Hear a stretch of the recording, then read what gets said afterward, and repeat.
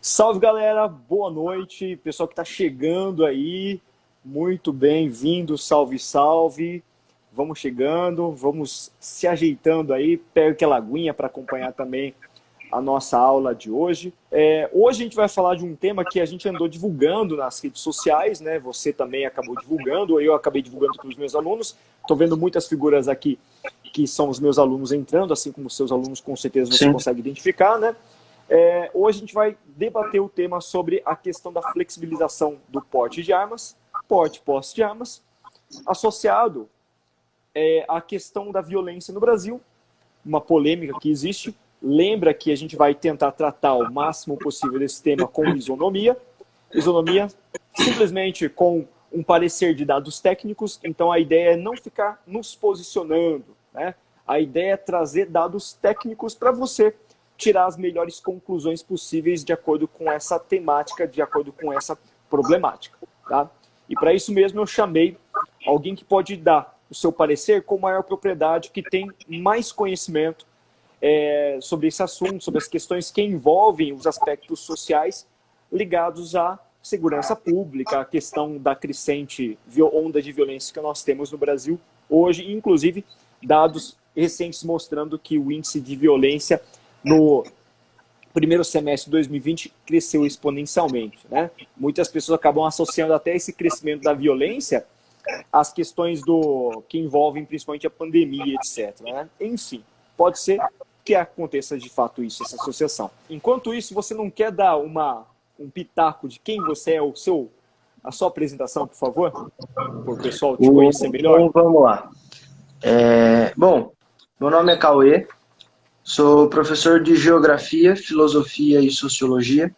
Trabalho em alguns colégios, né, de Marília, Garça e Bauru. Sou formado em Ciências Sociais pela Unesp de Marília, com estudo mais aprofundado na Sociologia, tá? Enfim, recebi o convite do Ricardo para a gente estar debatendo sobre esse tema. Lembrando, mais uma vez, que a ideia não é debater o tema a partir de viés ideológico, mas sim a partir de dados científicos, de informações científicas coletadas e que vão dar um norte aí para a galera poder tirar as próprias conclusões a respeito do tema. Aquela ideia de que contra dados não há opiniões e argumentos, né? A gente só traz dados e fica a critério de cada um estabelecer a sua visão sobre o assunto. Bacana, Cauê, muito obrigado, tá? Bom, vocês me conhecem das lives anteriores, né? Quem tem acompanhado rotineiramente, eu sou o professor Ricardo, trabalho na área de língua portuguesa, represento aí a empresa Corrija-me e quero fazer, antes de mais nada, né, antes de dar continuidade a essa live, Cauê, alguns agradecimentos de algumas parcerias que a gente firmou durante esse decorrer do tempo, da empresa, etc., da experiência que a gente tem adquirido, e que fazem parte também desse sucesso e das nossas aulas, né, do fato de contribuir significativamente para o pessoal entrar e acompanhar as nossas aulas aqui no Instagram. Quero agradecer em especial ao professor Elis, de Botucatu e região, que está aqui com a gente há um bom tempo já, divulgando bastante o nosso trabalho. O Colégio Ibasa, lá de Santa Cruz do Ripardo, o Colégio OAPEC, também de Santa Cruz, Persona Cursos, que trabalha com a pegada mais ligada aos concursos públicos, mas lembrando que esse tema que a gente está discutindo hoje é um tema de alcance universal, quando se fala em Brasil, né, no caso. Ao Colégio Mosaico, do Rio das Ostras, olha só que legal, o Colégio do Rio de Janeiro formando parceria com a gente e divulgando nosso trabalho também. O professor Demas, de Tangará da Serra, Mato Grosso, também outro estado, formando essa parceria com a gente. Ao Colégio Camões Santa Cruz e ao Colégio Etel de Pauço também, a todos os embaixadores que também têm contribuído diretamente com o processo aí de expansão da empresa, da Corrija-me, assim como também levado conhecimento para vocês todos por meio dessas lives. Isso é muito importante, a participação de todos vocês nesse procedimento todo, tá? Se você é desse colégio aí, de alguns colégios que a gente citou, manda um salve pra gente, que eu acho que é importante também. Cauê, vamos começar, cara? Vamos começar a nossa discussão? Lembrando que essa aula vai ficar gravada também no IGTV, então vai ficar disponível, né? Pelas nossas experiências, Cauê, o pessoal tem assistido depois também, né? Às vezes não consegue assistir no dia, mas acaba acompanhando no dia seguinte, quando pode, dentro do que cabe ali, beleza? Para começar a nossa conversa, Cauê, eu quero que você possa dar um parecer sobre esse tema, sobre esse assunto, para a gente, para os nossos espectadores, para os nossos alunos aqui nessa aula. Então vamos lá. Primeiro de tudo, a gente precisa entender a diferença entre o porte e a posse de arma, tá? Muito se trabalha com com essas duas ideias, sem ter a dimensão de que elas têm finalidades diferentes. Quando a gente fala da posse de arma, nós estamos falando da população ter posse de arma de fogo. O que significa isso? Que a pessoa tem o direito de ter uma arma de fogo dentro da sua residência, tá? Quando a gente fala do porte de arma, nós estamos falando dessa pessoa poder circular nas ruas portando essa arma. Portanto, né, ela está ali com a arma na sua cintura, ou ela está com a arma em alguma parte do corpo. Então, quer dizer, essas são as duas diferenças. Muito se fala nos últimos tempos no Brasil sobre legalizar, facilitar a posse de arma no nosso país. Portanto, as pessoas terem uma arma de fogo dentro de casa. Essa é a diferença inicial que a gente precisa deixar muito claro, né? E olha só, a gente vai, para debater esse tema, eu acho bacana a gente voltar um pouco no tempo, né? Até 2003, a gente tinha um índice crescente no Brasil de estatísticas que mostravam uma violência ascendente, uma terminologia que ficou constante aqui durante o período da pandemia, foi a questão da curva ascendente, né? Falar em pandemia, curva ascendente, platô, etc. E até 2003, nós tínhamos uma curva crescente, até que finalmente nós tivemos uma legislação que vigora até hoje, desde 2003, sobre a questão que hoje ainda vigora, como eu disse, dessa dificuldade toda de encontrar, de comercializar armas, né? De comprar armas, etc.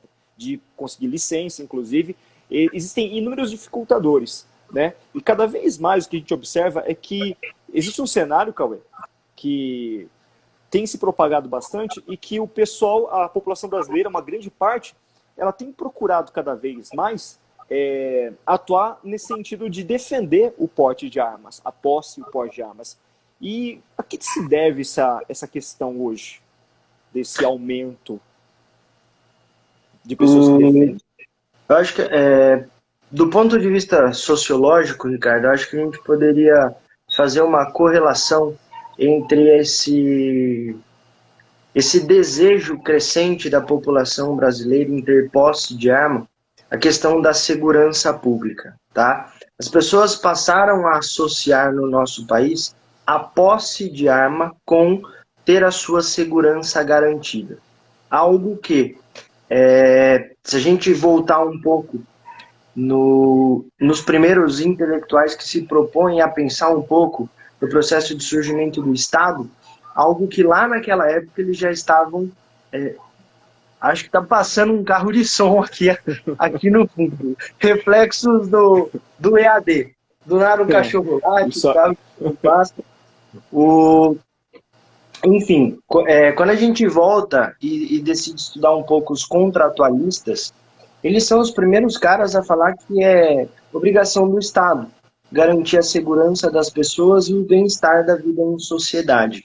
No Brasil, a gente perdeu um pouco essa fé no Estado como sendo o órgão responsável por garantir a segurança pública e a segurança de todo mundo. Não é? Então, diante dessa descrença, né, dessa decrença do Estado enquanto instituição responsável por manter a nossa segurança, as pessoas passaram a se encarregar da própria segurança. Isso, consequentemente, gera aí um aumento no desejo de você ter posse de uma arma de fogo. Eu achei interessante que eu até colhi alguns dados, cara, de algumas pesquisas mais recentes, né? E essas pesquisas mais recentes que foram feitas pelo Ibope em 2019, final de 2019, vou pegar aqui esses dados que eu acho bacana colocar para você. E essa pesquisa foi feita em 2019, nos últimos meses de 2019, e perguntava justamente sobre a questão o fato de você ser favorável ou não à flexibilização do porte de armas. E olha que eu achei interessante, cara. Essa pesquisa mostra que 73% dos brasileiros são contra a flexibilização do porte de armas e 26% são a favor. Então, na verdade, eu tinha uma dimensão um pouco diferente, porque eu tinha uma percepção até que o discurso que estava sendo cada vez mais recorrente e mais forte de que a arma garantiria a segurança da família, do seu lar, ele poderia ser vinculado cada vez mais e defenderia, as pessoas, em grande parte, defenderiam a questão da flexibilização. Mas o que a gente vê é um movimento bem desequilibrado. Muita gente é a favor da manutenção do estatuto desde 2013, aliás, como está. Quer dizer, com essa dificuldade toda de adquirir armas. E aí eu até trouxe alguns outros dados que eu achei bem bacana também, Cauê, que mostram a realidade como está em alguns estados, como, por exemplo, a questão de São Paulo, velho. São Paulo registrou só no ano passado, São Paulo registrou no mapa da violência cerca de 80% dos homicídios registrados em São Paulo no ano passado foram por armas de fogo. Os homicídios que aconteceram por arma de fogo foram homicídios por armas ditas pequenas, de calibre pequeno, menor, 38, 22. E desses homicídios que aconteceram por porte de armas de fogo de pequeno calibre, 60% dessas armas, elas entraram no mercado legalmente. E ao entrar no mercado legalmente, foi parar na mão de pessoas que muitas vezes estão mal intencionadas e cometeram esses homicídios. Então eles foram comprados legalmente, entraram no mercado por meio de toda aquela burocracia que existe para você obter a legalização da posse, não é nem do porte, perdão, da posse de arma para deixar em casa, né? E eles acabaram na mão de alguns criminosos em alguns crimes, como no caso do homicídio. E esses números, quando se falam em furto ou roubo, de apreensão de armas de pequeno calibre que foram utilizadas para essa atividade, 40% saíram também das questões de legalidade e entraram na ilegalidade.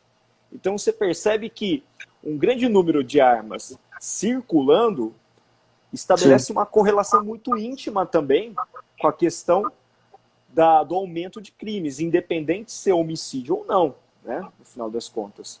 Sim. Você consegue estabelecer essa relação? Eu acho que a partir desses dados, a gente consegue estabelecer uma série de correlações que precisam ser mencionadas. A primeira dessas relações é justamente o maior receio das pessoas quando o assunto é a flexibilização da posse de armas no nosso país. Diante desses dados, a gente não pode desconsiderar o fato de que, como você disse, quanto mais armas de fogo nós temos circulando, maiores são os índices de criminalidade dos mais variados possíveis, né? A gente não pode deixar de mencionar o porquê as pessoas querem ter a posse da arma, não é? Muitas vezes, a posse da arma, ela me passa uma falsa segurança de que eu, a partir de agora, sou responsável pela minha segurança e que o Estado, já que ele não faz nada, não é? Eu não preciso me preocupar com a segurança pública organizada pelo Estado, que no Brasil a gente está cansado de saber que é mal organizada, que é preciso repensar a segurança pública dos mais ramos e das formas mais variadas possíveis. A partir de agora eu sou o único responsável pela minha segurança, não é? A gente também não pode deixar de mencionar o porquê. E aí eu, enquanto professor de geografia e também uma pessoa formada dentro da sociologia, a gente não pode deixar de mencionar o porquê esses crimes eles acontecem. Então a gente não pode deixar de entender qual é o processo de surgimento desses crimes que nos dias atuais ganham o caráter de criminalidade urbana, não é? Quando a criminalidade urbana ela começa a ganhar mais destaque e mais força no Brasil, não é? Quais são os motivos que levam ao aumento da criminalidade urbana? E aí, automaticamente, a gente acaba fazendo uma correlação entre educação e esse debate que nós estamos fazendo, não é?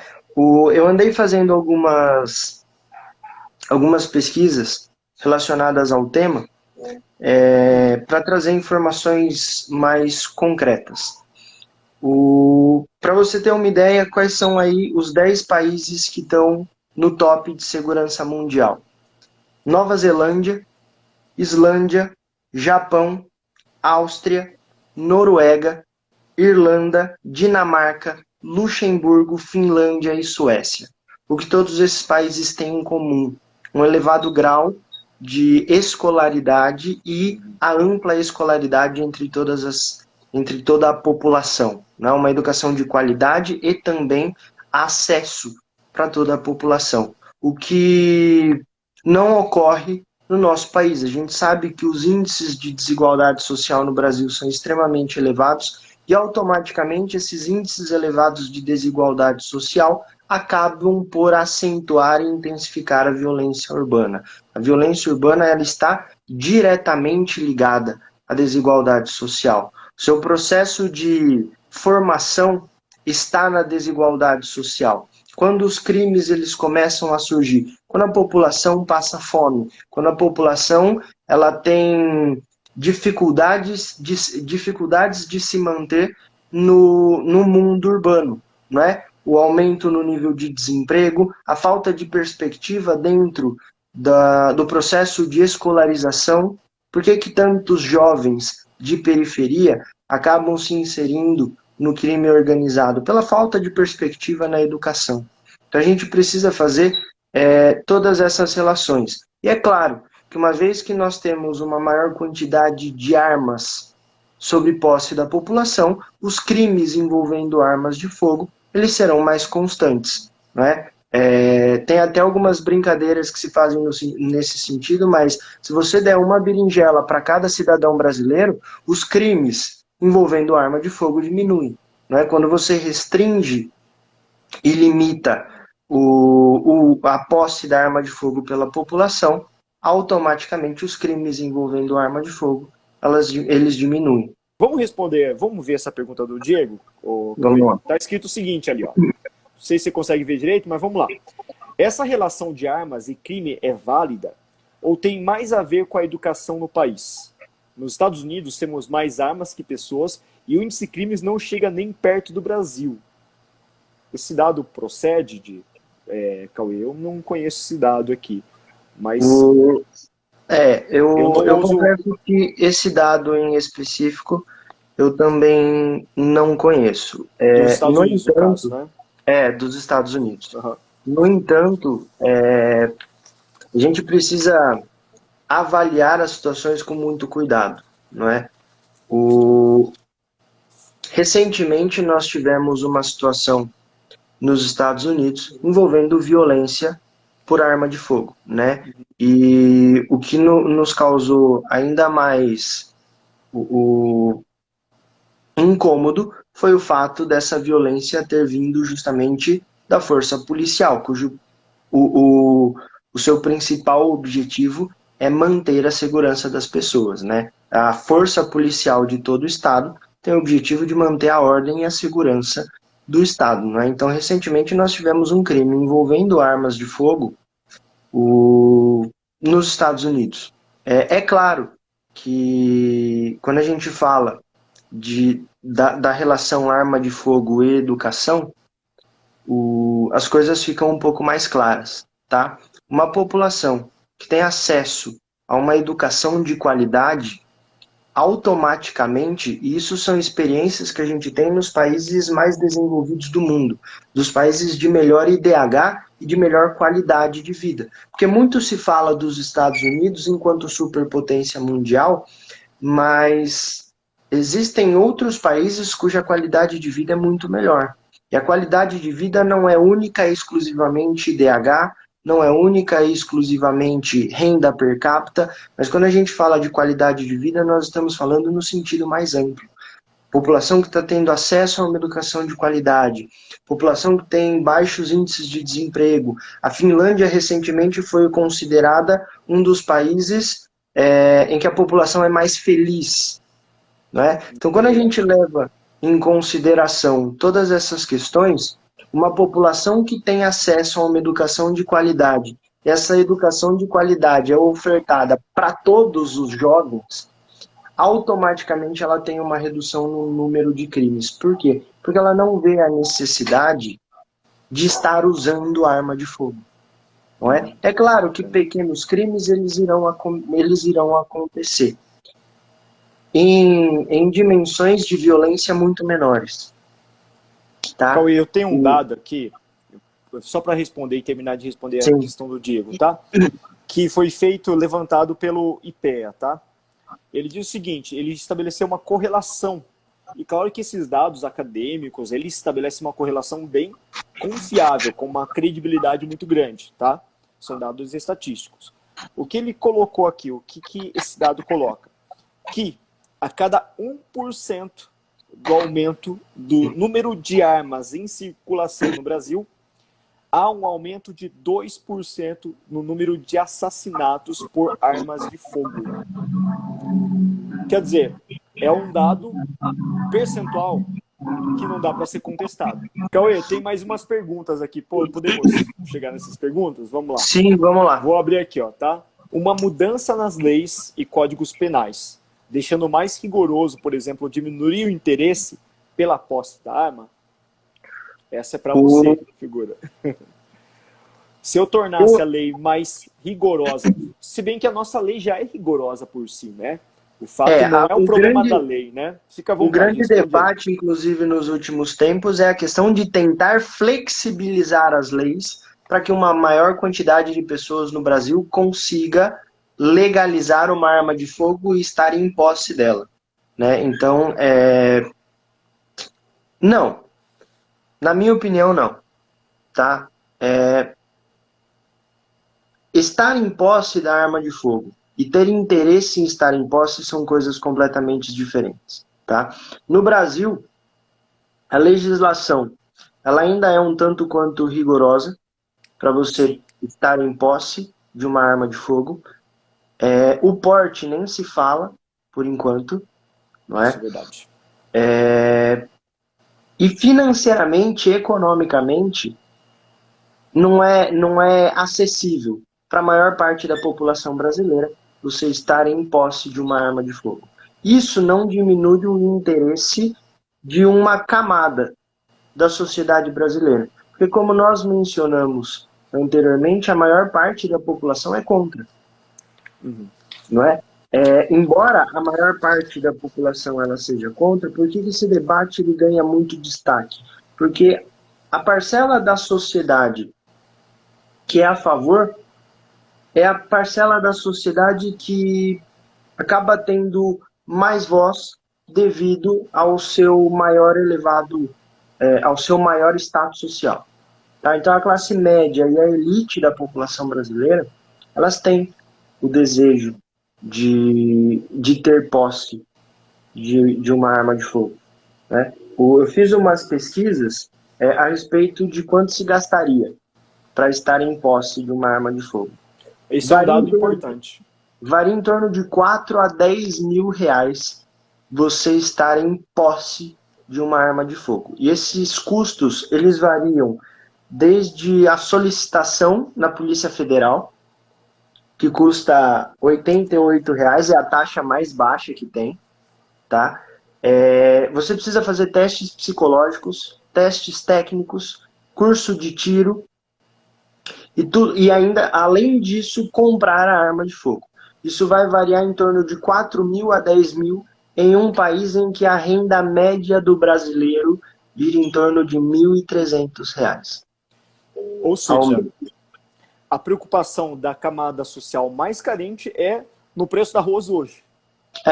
Enquanto uma parcela da população, com receio, inclusive, do aumento do número de crimes por conta da questão financeira, da situação de crise que nós estamos vivendo, da perda de empregos, é poder adquirir, de repente, uma arma de fogo com o intuito de beneficiar-se com isso com a proteção.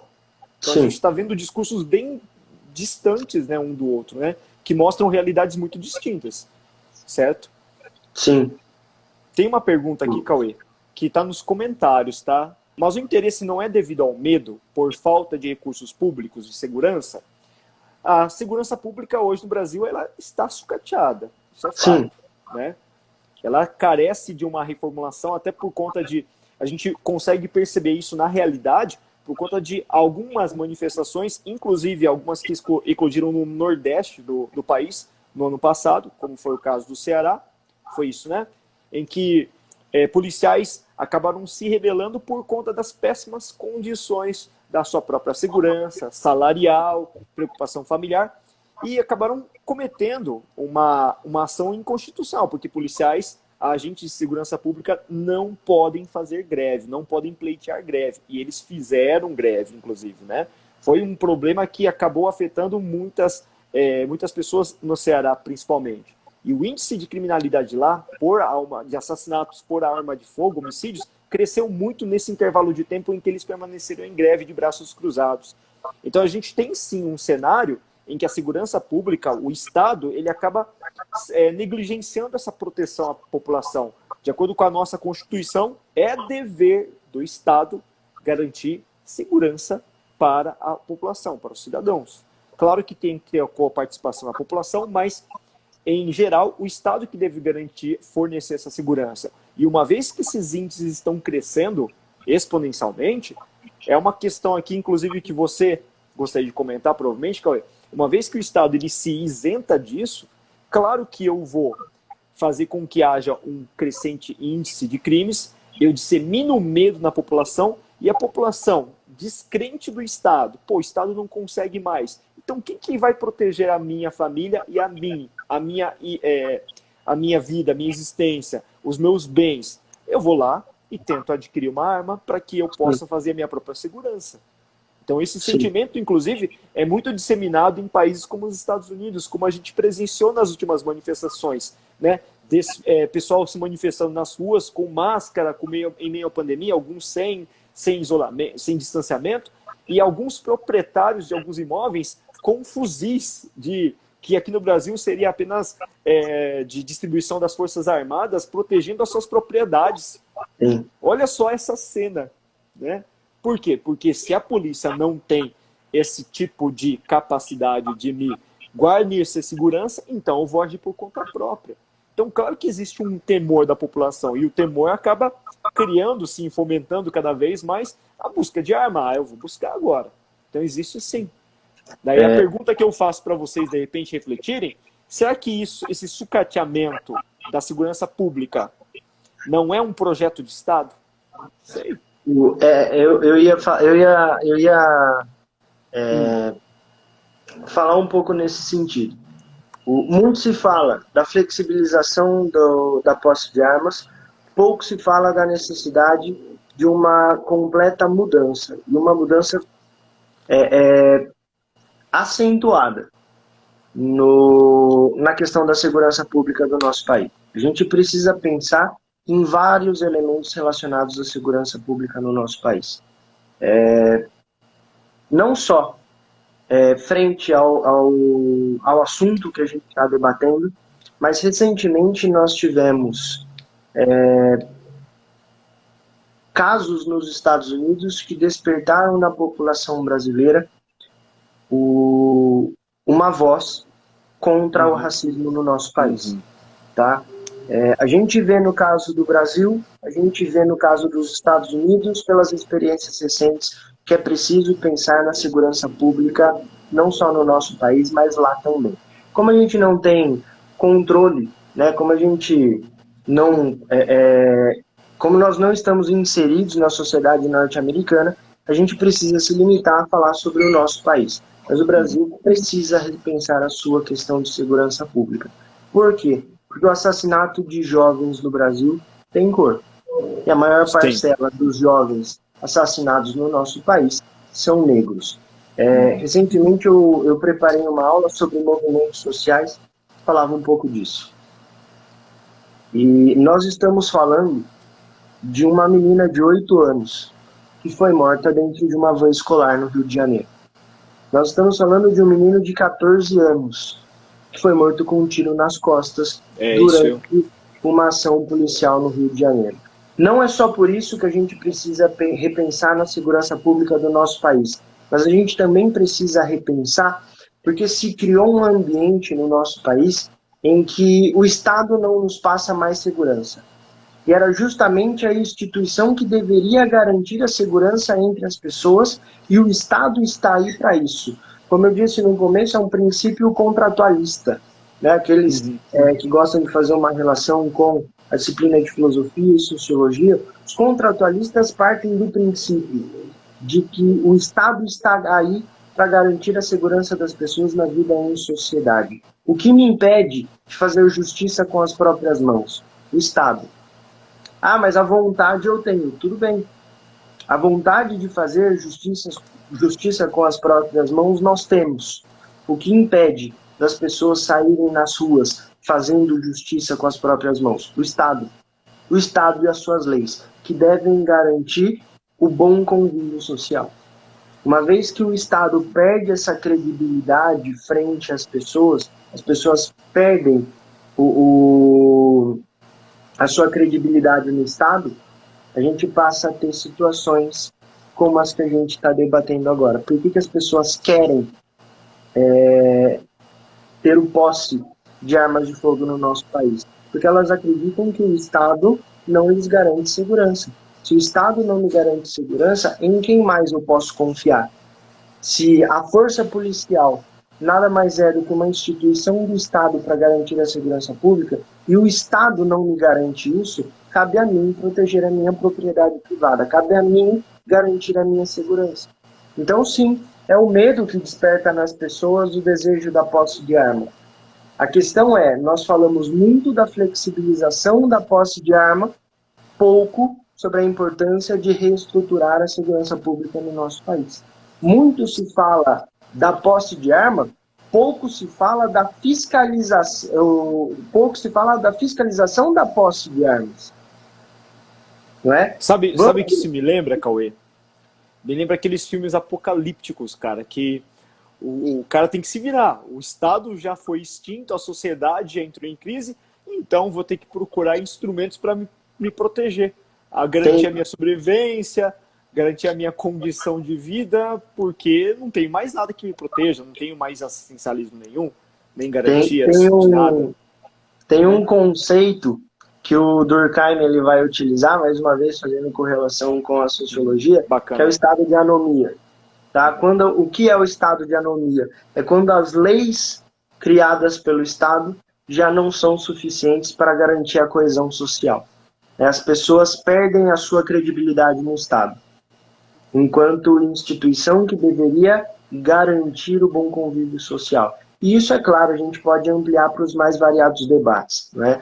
O Durkheim amplia esse debate para a questão do suicídio, inclusive um tema que está em pauta agora no Setembro Amarelo. Sim, com certeza. A gente pode ampliar as questões até para a segurança pública. Quando a gente perde a crença no Estado e nas leis do Estado para garantir a minha segurança, eu passo a garantir a minha própria segurança. A questão é que os dados mostram que muitas vezes ter a posse de uma arma de fogo, ter uma arma de fogo em casa, é mais perigoso do que se você não tem. Né? Os índices de crianças que acabam morrendo por disparo acidental, pelo mal... porque cabe a pessoa que tem a arma de fogo manter essa arma de fogo bem guardada, não é? As pessoas guardarem sem nenhuma segurança, restrição, né? E restrição acaba por aumentar as mortes acidentais, inclusive, não só crimes cometidos pelas armas de fogo, mas também questões acidentais, né? Acidentes por essa arma de fogo estar ali, ao fácil acesso dessa pessoa, né? Crianças, adolescentes. Sim, curiosos, né? Pessoas Curiosos. curiosas. Lembrando uma outra coisa, gente, nós temos parceria com um grupo do Telegram e todo esse conteúdo que é produzido nas nossas aulas, assim como, por exemplo, nas aulas anteriores que falavam sobre estrutura de redação, está disponível lá. É só você entrar no link da nossa bio aqui no Instagram e acessar. Quem quiser conhecer um pouquinho da Corrige-me também, que é a empresa que nos representa, é só você entrar no link da bio, entrar na nossa plataforma de correção de redação, uma plataforma de educação, e você experimentar um pouquinho a navegabilidade dessa plataforma, creio que você vai adorar, tá? A ideia da Corrige-me é fazer correções de redação, acompanhado, claro, de corretores que são capacitados para esse fim.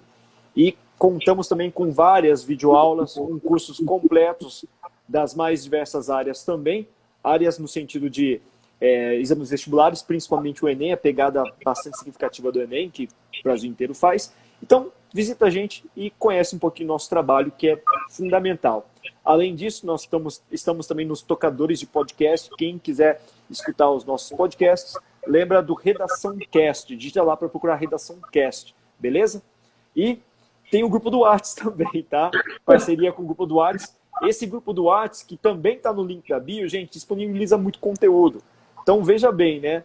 O nosso trabalho aqui não é só a questão comercial, vai muito além disso, né? A ideia do Cauê em vir aqui é disponibilizar uma aula de qualidade, tá? Para que vocês possam ter acesso a argumentos para trabalhar na redação. Ah, mas professor, será que porte de armas cai na redação? Já caiu anteriormente na VUNESP em 2018, né? Já incidiu em algumas provas, como questões vestibulares. Então, independente de cair na redação ou não, cara, sempre é um assunto em pauta. Além do que a gente está associando não só a questão do porte de armas, né? Portes ou posse de armas, mas a gente está debatendo os problemas enfrentados no Brasil no quesito violência, segurança pública. Então está tudo muito associado. E com certeza isso pode cair sim, porque faz parte dos eixos temáticos abordados pelo Enem. Então é bom você ficar atento a isso sim, beleza? Galerinha, olha só uma pergunta aqui, tá? Deixa eu ver aqui. O Wellington, como melhorar a segurança pública, já que é um dos motivos do desejo de posse de armas, porte de armas. E aí, Cauê, mando essa para você, meu amigo. Bom, é uma pergunta extremamente complexa de se responder, né? Temos mais umas 5 horas para responder, viu, Cauê? Debater sobre segurança pública do ponto de vista social, digamos que é muito mais fácil do que propor mudanças na segurança pública. Confesso que eu, dentro da minha área de estudos, não tenho propriedade para estar falando em como mudar, em como alterar a segurança pública do nosso país. É um debate que, claro, vai permear a sociologia, pessoas que estudam crimes urbanos, vai permear as questões do direito, enfim, é um debate muito amplo de se fazer e é por isso que ele precisa ser feito com muita calma, não é? Falar sobre segurança pública é uma coisa, propor mudanças é algo que precisa ser feito com muita calma, não é? Por quê? Porque a nossa segurança pública ela já é bem fragilizada, ela já é bem debilitada. E a gente precisa entender que as coisas como elas estão acontecendo nos dias de hoje, elas vêm trazendo sérios problemas para as mais variadas classes sociais, não é? Se por um lado nós temos as classes médias e as classes altas do nosso país com medo da invasão da sua propriedade privada, né? A gente pode usar essa definição sociológica, né? Serem vítimas de furto, roubos, sequestros, etc. A gente também tem uma classe social brasileira que vive na periferia, que é completamente marginalizada, que precisa lidar com uma violência que vem inclusive do próprio Estado. Nem todos os moradores da favela são bandidos. Isso é uma correlação que a gente faz de uma maneira muito, muito errônea, não é?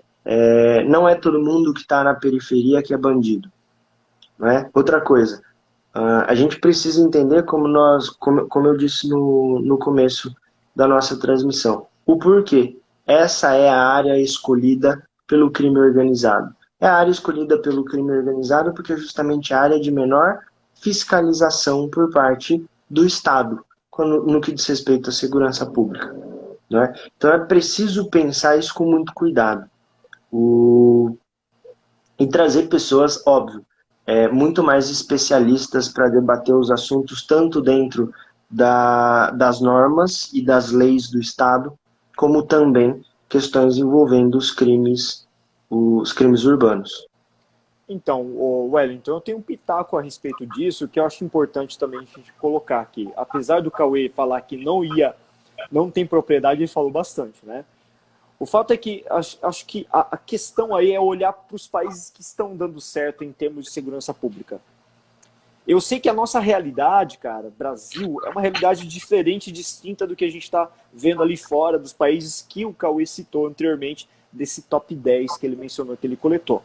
Mas é interessante a gente ter um olhar para fora, verificar o que está acontecendo lá, quais são as medidas que eles tomaram e tentar adequar a nossa realidade, mas com políticas públicas, políticas de Estado que realmente possam garantir isso, a execução dessas atividades. O que a gente vê é que entra governo e sai governo, cara, simplesmente os projetos param, porque os projetos não são projetos de Estado, são projetos políticos. Né? Entra um partido, eu vou fazer isso em 4 anos. Se eu sair, o outro que entrar para. É isso que acontece. Né? Teve um caso bem marcante em Bauru, que é a cidade em que eu morei grande parte da minha vida, Cauê, que nós tivemos um viaduto, né? O famoso viaduto inacabado de Bauru, que ficou muito conhecido no Brasil inteiro, porque foi escândalo de inúmeras corrupções, né? Desvio de verba. Pô, aquele viaduto prometia como campanha eleitoral de um determinado político na época, que ligaria uma região a outra de Bauru e faria com que o congestionamento na área fosse diluído e assim efetivaria uma mobilidade urbana. Nossa, que campanha show, espetáculo. Começou a construção, passou 1 ano, 2 anos, 3 anos, 4º ano, não acabou, reeleição, não foi reeleito, virou 1 ano, outro mandato, e aí o outro prefeito acabou deixando aquilo de lado, porque já estava superfaturado, já foi vítima de vários escândalos de investigação de corrupção, e aí vem o outro mandato e não termina, vamos fazer outra coisa. Então você percebe que existe uma preocupação muito grande em fazer projetos de 4 anos de duração, mais ou menos isso, e eles não terminam. E aí jogam para o ano seguinte, o governo seguinte. Então a gente precisa de uma empatia maior desses partidos políticos, de um programa, de um projeto que é muito mais amplo, né? Que não dá para simplesmente reduzir uma pergunta, infelizmente não dá para responder isso aqui mesmo, porque depende de inúmeros fatores correlatos. Eu diria o seguinte, que a educação é a chave de tudo. O investimento massivo é a chave de tudo. Eu diria que pensar em segurança pública no nosso país precisa ser pensado junto com a questão da educação. Sim. Educação e segurança pública, elas caminham juntas, tá? Pensar em mudanças na segurança pública implica pensar em mudanças no nosso sistema educacional. E é como você disse, pensar em um projeto de segurança pública e pensar em um projeto educacional completamente diferente não é um projeto a curto prazo. Não é algo que você consiga fazer em 4 anos. É um processo que leva tempo. É um projeto que precisa ser levado muito a sério e pensando a longo prazo. E a muito longo prazo. Não é? Mas demora. Caminham juntas. Segurança pública e educação caminham juntos. É o que nós dissemos no começo. O que todos esses países que são considerados aí os top 10 de segurança pública no mundo, eles têm em comum uma boa qualidade de educação e, acima de tudo, uma educação disponível para toda a população. Não basta você ter um elevado grau de desenvolvimento no seu sistema educacional, se esse sistema educacional ele for segregacionista. Não é? Não adianta nós termos um sistema educacional de qualidade, mas que só uma camada da sociedade brasileira tem acesso a esse sistema educacional. Preciso pensar na educação pública. Né? Como tirar o menino da periferia, do crime organizado, e inseri-lo num sistema educacional de qualidade. Pensando na educação de forma séria e a longo prazo, eu acho que a gente dá um passo muito grande na segurança pública do nosso país. Galerinha, a gente está chegando ao fim da nossa live. Eu queria fazer meus últimos agradecimentos. Então, novamente, a professora Elis, muito obrigado, ao Colégio EBASA de Santa Cruz, ao Colégio OAPEC, também de Santa Cruz, ao Persona Cursos, parceria inquestionável, sempre ajudando bastante a gente na divulgação do nosso trabalho. Os nossos novos parceiros, Colégio Mosaico, lá do Rio das Ostras, Rio de Janeiro, cara. A gente está chegando longe, viu, Cauê? Professor Demas de Tangara da Serra, Mato Grosso, também obrigado pela parceria. Colégio Camões, lá de Santa Cruz, Colégio Etel de Ipauçu, e também um agradecimento especialíssimo a todos os embaixadores e parceiros da Corrigime que têm ajudado bastante, e claro, a você, Cauê, a você, espectador, a você, aluno, que tem assistido e acompanhado bastante as nossas lives, aos meus alunos do Colégio Esquema Único, do Colégio Lumen, da região de Marília, Garça, meus ex-alunos, todo mundo que pôde participar. E, Cauê, meu agradecimento especial para você também por ter aceitado nosso convite e participado novamente da nossa live, né? Você já participou uma vez, fantástico. Sim. Que tenha participado novamente. Quero que você também fale um pouquinho, agradeça, dê o seu último recado para a gente aí encerrar. Beleza? Bom, eu queria agradecer mais uma vez vocês, queria agradecer o Corrija-me, queria agradecer o Ricardo por estar fazendo, por estar proporcionando que eu possa vir aqui e falar um pouco sobre esses temas de uma maneira mais ampla. Queria agradecer a todo mundo que está aí assistindo a nossa live, agradecer meus alunos do Colégio Dinâmico de Bauru, do Colégio Lumen de Garça e do Colégio Interação de Marília, que marcaram presença, né, para dar uma força maior aí para nossa live, beleza? Mais uma vez, obrigado, Ricardo, e valeu. Espero que a gente possa estar reunido mais vezes aí pra gente. Opa, com certeza, esses debates são muito importantes pra gente, né, cara? Então, nós agradecemos demais a participação de todos vocês e a gente encerra por aqui. Manda o coraçãozinho aí, clica aí para dar aquela força pra gente e aquele beijo especial para todos vocês. Boa noite na quinta-feira, bom final de semana. E vamos ser prudentes, não vamos exagerar, né? Sempre é importante manter o equilíbrio, ok? Olha quem falou, tá falando, galera. Né? Até mais, gente. Falou, Ricardo. Beijo, muito obrigado pela participação.